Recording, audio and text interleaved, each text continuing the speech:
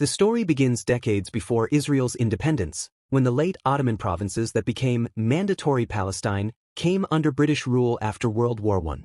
In those years, two powerful national movements hardened around the same small strip of land. We came back, made it our land, and we said, okay, we now will live together. We decided to establish a state in 1948, that's 75 years ago. The first was Zionism, a project to build a Jewish homeland that accelerated as waves of Jewish immigrants arrived, fleeing European anti-Semitism, hunting for safety, and seeking national revival. The second was the emerging Arab-Palestinian nationalism, rooted in the majority Arab population's claim to historical residence, cultural continuity, and political rights. Breaking news. Breaking news. Famine has been declared in Gaza City. The United Nations has officially declared famine in Gaza. 1 million people who are facing, quote, starvation, destitution, and death. British policy zigzagged between promises and pressures, issuing statements like the Balfour Declaration while also trying to contain communal violence. By the mid-1940s, the mandate was a pressure cooker, underground Jewish paramilitaries confronting British forces and Arab militias, strikes, riots, and reprisals, and no workable constitutional formula acceptable to both communities. When the United Nations proposed partition in 1947, two states with an internationalized Jerusalem. What the map looks like. This is what was on the table at the beginning. The green is the part that the Arab population would have gotten. Jewish leaders accepted a painful compromise while most Arab leaders rejected it as illegitimate. That decision set the stage for a war neither side could avoid. In 1948, 5 Arab armies invaded Israel. When Israel declared independence in May 1948, 5 Arab armies, Egypt, Jordan, Syria, Iraq, and Lebanon, crossed the borders with the immediate goal of crushing the new state and, in some cases, annexing preferred slices of territory. On paper, Israel was outgunned and surrounded. In practice, the battlefield favored the side with unity of purpose and nimble organization. I mean, you've got to understand, brother, that the Arab world is a world of despotism, and people are scared, and they've been through wars, they've been through oppression for, donkey's years now, and people are pacified. Israel formed a single national command, converted disparate Haganah, Irgun, Lehi fighters into a unified Israel Defense Forces, and imposed ruthless logistical discipline, rationing ammunition, triaging fronts, and airlifting supplies under fire. The Arab side was divided from the outset. Jordan's Arab Legion, well-trained and British-advised, prioritized holding the West Bank and East Jerusalem. Egypt and Syria pursued separate axes with limited coordination. Iraq and Lebanon contributed forces but never integrated into a truly joint plan. Radios, maps, fuel, spare parts, everything that makes armies move, were short or mismanaged. Israel exploited these fractures with local offensives, rapid unit rotation, and intelligence that identified gaps between Arab columns. By the 1949 armistices, Israel held more territory than the UN map envisioned. Over 700,000 Palestinians had fled or been expelled, creating a refugee crisis that would define regional politics, and Arab capitals were left with anger, mutual recriminations, and a vow to rearm for a second round. In the 1950s, rearmament and ideology took center stage. Gamal Abdel Nasser rose in Egypt preaching pan-Arab solidarity and independence from colonial powers. The Suez Crisis of 1956 showed how global politics and local rivalry intertwined. After Nasser nationalized the Suez Canal, Britain and France plotted with Israel to strike Egypt. Israel would pierce Sinai, London and Paris would intervene ostensibly to separate the sides and retake the canal. Militarily, Israel performed efficiently. Its paratroopers and armor moved fast. Its air force disrupted Egyptian movement, and its command rhythms were tight. But Washington and Moscow converged in rare agreement to stop the invasion, forcing a withdrawal. Egypt emerged politically stronger. Nasser survived, the canal remained in Egyptian hands, and Arab public opinion celebrated defiance. Yet Egypt's army did not come out technically superior to Israel's. The core imbalance in training, initiative, and air power remained unsolved. The lesson for Arab leaders was that politics could blunt an Israeli advance, but battlefield proficiency still had to be fixed, and fast. The moment of truth arrived in June 1967. Tensions had escalated for weeks. Border skirmishes, troop movements, Egyptian forces entering Sinai, the expulsion of UN peacekeepers, and the closure of the Straits of Tiran to Israeli shipping. Israel's calculus was stark: fight now under conditions of its choosing, or risk a multi-front war later under worse skies. The Israeli Air Force launched a preemptive strike at dawn, Operation Focus, destroying most of Egypt's combat aircraft on the ground within hours. With air supremacy achieved, Israel shifted to a blitz on the ground. Armor thrusts in Sinai shattered Egyptian positions. Paratroopers and infantry rolled into East Jerusalem and the West Bank after Jordan entered the war, and on the northern front, hill-by-hill fighting broke Syrian lines on the Golan Heights. The entire campaign lasted 6 days, but its consequences redefined the map. Israel held Sinai, Gaza, the West Bank, East Jerusalem, and the Golan, territories that would become bargaining chips, security buffers, and flashpoints for decades. For Arab militaries, the defeat was not just about planes and tanks, it was about doctrine, tempo, and decision-making. Commands were centralized and slow, combined arms coordination was weak, logistics faltered under the stress of rapid Israeli maneuvers, and inter-Arab coordination once again collapsed into finger-pointing. The shock of 1967 triggered soul-searching and a new determination to rebuild with outside help. That outside help mainly came from the Soviet Union.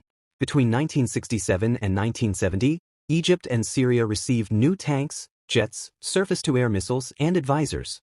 Cairo launched the War of Attrition along the Suez Canal, attempting to bleed Israel with artillery duels, commando raids, and air battles.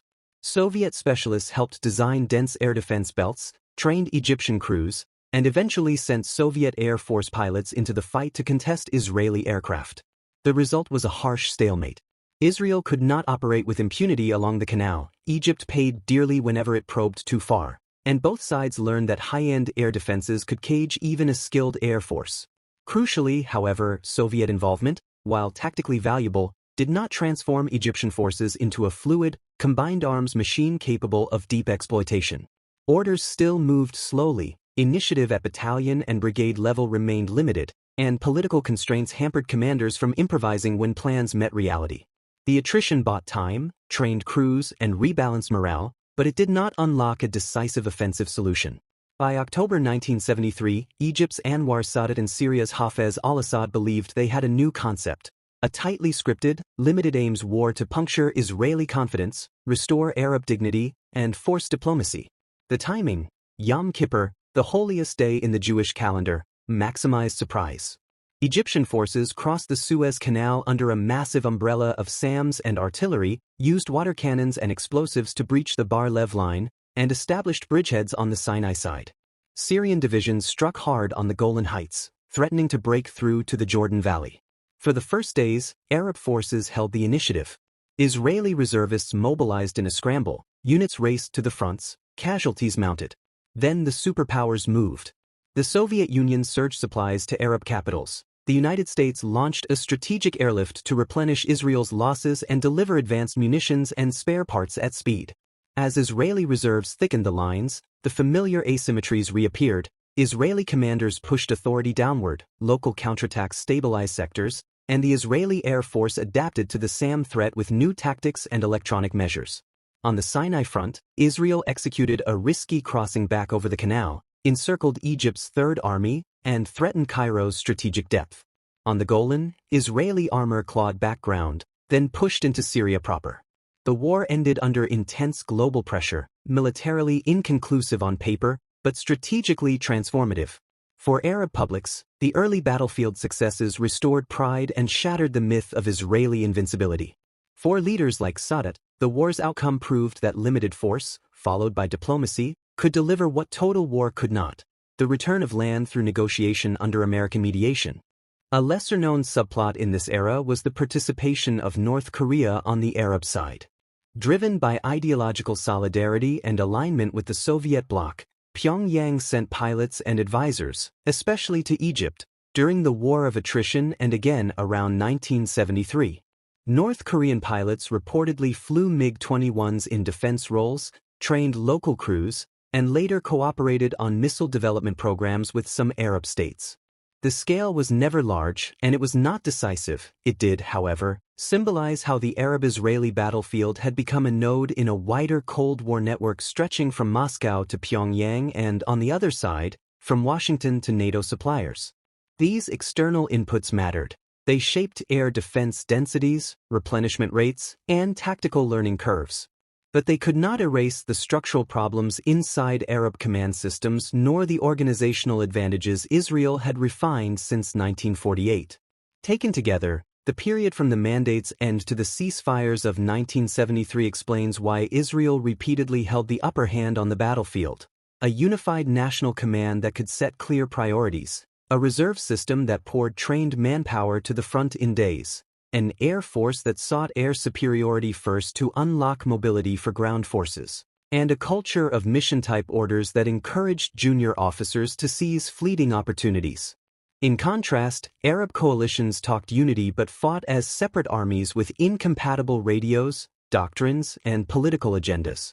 Their officer corps often suffered from politicization, logistics chains buckled under fast operational tempo, and when initial plans faltered, headquarters struggled to improvise.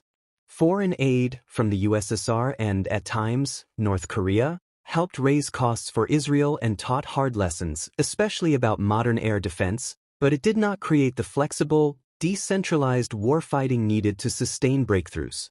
The wars of 1948, 1956, 1967, the attrition years, and 1973 were not identical, yet they rhymed. Surprise and mass could bring early gains. Israel's adaptation, reserves, and air-ground integration usually flipped the momentum. By late 1973, that rhythm pushed key Arab leaders toward a new conclusion. If battlefield victory kept slipping away, then the path to recover land and reshape politics would have to run through strategy, diplomacy, and eventually peace deals, setting up the seismic diplomatic shifts that define the next chapter. After the 1973 war, Arab leaders started to realize something important. Fighting Israel again and again on the battlefield was not working. Each war ended with huge losses, confusion, and no real victory. So the big question became, why? The first reason was that Arab countries were never truly united when it came to war. Leaders talked about Arab unity, but when the shooting started, every country followed its own interest. Egypt wanted Sinai back, Syria wanted the Golan Heights, Jordan worried about survival, Iraq was more focused on its own power, and the Gulf states preferred to stay on the sidelines. On paper, they looked like a coalition, but in reality, they did not trust each other and could not plan together properly. Radios, maps, even basic communication systems were not the same. When Israel fought, it had one command, one strategy, and one clear goal. That unity gave Israel speed, while Arab armies often tripped over their own disagreements. The second reason was about the way the armies themselves worked. Israel's army was smaller but built on a system of conscription and reserves. Almost every citizen had training and could be called up quickly. Officers were encouraged to take decisions on the battlefield without waiting for higher command. The Israeli Air Force always focused on controlling the skies first, which gave its ground troops freedom to move fast. Intelligence gathering, through spies, radios, and surveillance, was carefully combined and shared with the soldiers who needed it. Arab armies, by comparison, were often bigger but less flexible. Promotions were usually based on loyalty to leaders, not skill. Plans looked good on paper but collapsed once things got messy. Soldiers were sometimes undertrained, equipment was not well maintained, and logistics fell apart under pressure. Arab units could fight bravely, but once the battle became chaotic, Israel usually found a way to adapt faster. A third reason was outside support. The Soviet Union gave Arab states tanks, planes, missiles, and even pilots at times. This made Israel pay a price in every war and forced Israel to take air defenses seriously. But Soviet help had limits. Moscow was not ready to give its very best weapons, and Arab armies were expected to follow rigid Soviet methods, which were not always suitable for the Middle East. On the other side, the United States became Israel's biggest supporter after the 1970s. Washington made sure Israel always had the latest and best weapons, plus training, spare parts, and backup supplies.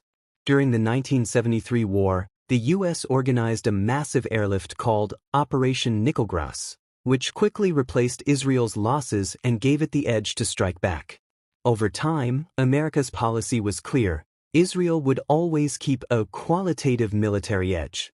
That meant not just more weapons, but smarter and more advanced ones, and the training to use them. Arab states could buy weapons too, but turning those purchases into a truly effective fighting force required deep investment in training, logistics, and organization, things many governments neglected. Economics and politics were another reason Arab states stepped back from war.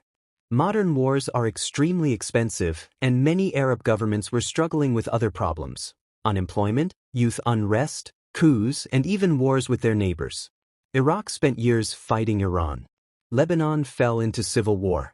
Later, some countries collapsed after the Arab Spring. In that environment, fighting Israel again seemed like a dangerous distraction. Israel, meanwhile, built its own arms industry and a high-tech economy that kept producing new military tools like drones, software, and advanced sensors. Arab states could not keep up in the long run. For many leaders, the smart move became to manage Israel through politics rather than try to beat it with tanks. This change in thinking showed clearly after 1973. Egypt's President Anwar said it used the war not to destroy Israel but to get a seat at the table. The result was the Camp David peace deal of 1979, which gave Egypt back the Sinai Peninsula without more fighting. Jordan later signed its own peace in 1994. The Palestinians took a different path with the Oslo Accords in the 1990s, trying negotiations alongside uprisings, intifadas, that shifted the conflict from open war to daily clashes, policing, and politics. In Lebanon, the 1982 Israeli invasion and long occupation gave rise to Hezbollah, a group that mixed guerrilla tactics with politics and later became a major player. That was a new kind of war: small groups using rockets, tunnels, and propaganda instead of huge armies. It proved that while Arab states could not beat Israel directly, non-state groups could still make life costly for it. But these groups were not under full control of Arab governments, and sometimes created new problems for them. By the 2000s, another big shift happened. For many Gulf states, Iran, not Israel, became the main enemy. Iran's missiles, drones, and proxy militias looked like a bigger threat to their security. That opened the door to quiet contacts with Israel, which shared the same fear of Iran. Step by step, those contacts turned into open normalization through the Abraham Accords in 2020, when the UAE, Bahrain, Morocco, and Sudan chose to make peace and build partnerships with Israel. They saw benefits in technology, defense, trade, and tourism. Not all Arab states agreed, and many people still saw Palestine as central, but the old dream of all Arab states fighting Israel together was fading fast. Meanwhile, warfare itself had changed. Modern wars were no longer just about tanks and jets crossing borders. Air and missile defense systems made it harder to launch surprise attacks. Drones and cyber attacks meant even small groups could strike, but also face counterattacks. Media and international courts became new battlefields, where winning the story mattered as much as winning a hill. Israel's military, intelligence, and tech industries adapted quickly to this new environment, while Arab states focused more on diplomacy, alliances, and managing domestic challenges. Still, the conflict did not disappear. Jerusalem, settlements, borders, and the fate of Palestinians remain deeply emotional and unresolved issues. Wars in Gaza continue to flare up, showing that violence is never far away. But most Arab governments now deal with Israel differently, through negotiations, back-channel talks, and deals with world powers. So, when people ask why Arab states could never defeat Israel, the answer is not simple.